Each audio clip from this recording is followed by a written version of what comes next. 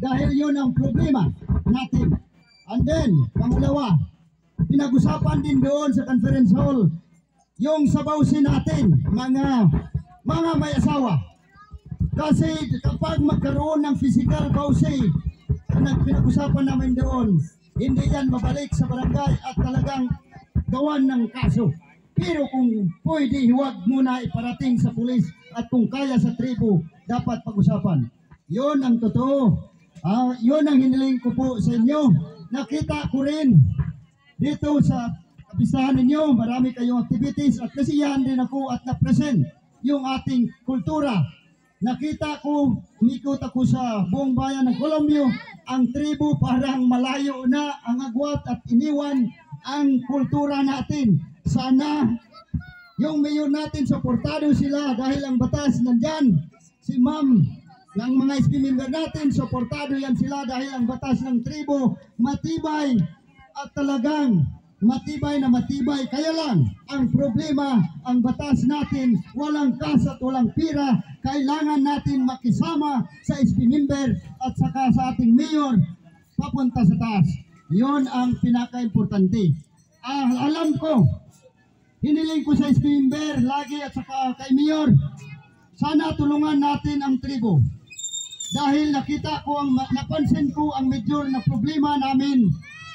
Ma'am, sir, SP member, dito sa bayan ng Colombia, ang major problem ng tribo, may lupa, may knowledge, puno sa history, kaya lang ang problema namin technical.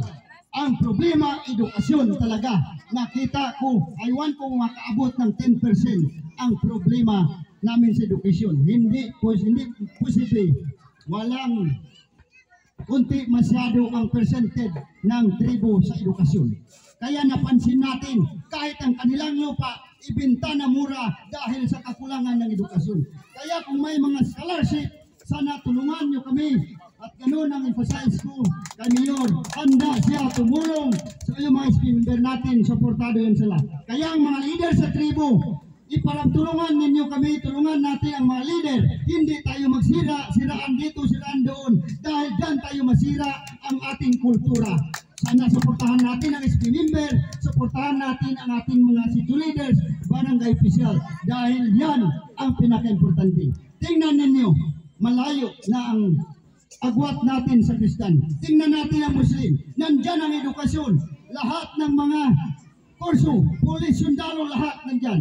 Ganon din ang Kristan. Kung anong plano at development kaya nila ipatayo. Pero kita, kaya natin ipatayo lang ang purok at maliit na bahay.